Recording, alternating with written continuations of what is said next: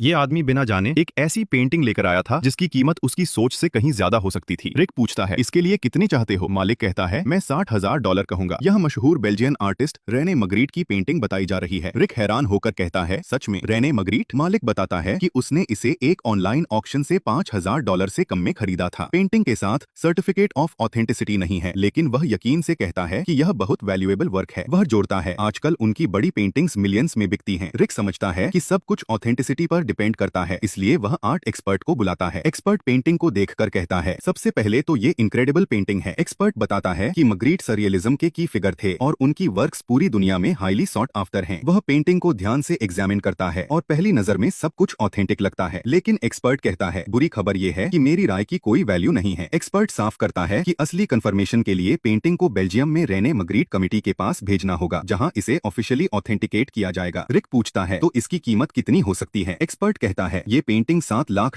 से $8 लाख के बीच की हो सकती है। लेकिन फिर एक्सपर्ट आगे बताता है, ऐसी पीस जो 20 साल पहले $8 लाख की थी, आज $3,800,000 तक जा सकती है। एक्सपर्ट चला जाता है। रिक कहता है, मैं तुम्हें $10,000 दूंगा और रिस्क मैं लूंगा। रिक साफ कहता है, ये बहुत मुश्किल फैसला है, ये ब्लाइंड गैम्बल है। अगर ये फेक निकली तो मेरा पैसा डूब जाएगा। मालिक सोचकर कहता है, मुझे लगता है मैं $10,000 ले लूंगा। रिक कहता है, डील डन। कुछ दिनों बाद रिक और चम बेल्जियम जाते हैं ताकि मग्रिट कमिटी से खुद जवाब ले सकें। रिक नर्वस होकर कहता है, मैं अंदर जा रहा हूँ और वो बताएंगे कि पेंटिंग असली है या नहीं। रिक बेहद घबराया हुआ है, क्योंकि अगर पेंटिंग ऑथेंटिक हुई तो वे मिलियंस कमा सकते हैं और ये शो की हिस्ट्री की सबसे बड़ी परचेज बन सकती है। कुछ मिनट बाद रिक बाहर आता है, हाथ में ऑफिशियल डॉक्यूमेंट लिए हुए। रिक पढ़ता है, डियर रिचर्ड हैरिसन, कमिटी ने कल मीटिंग की और उनका मानना है कि जो वर्क आपने पेश किया है वह रेने मग्रिट की ओरिजिनल वर्क्स में से एक नहीं है।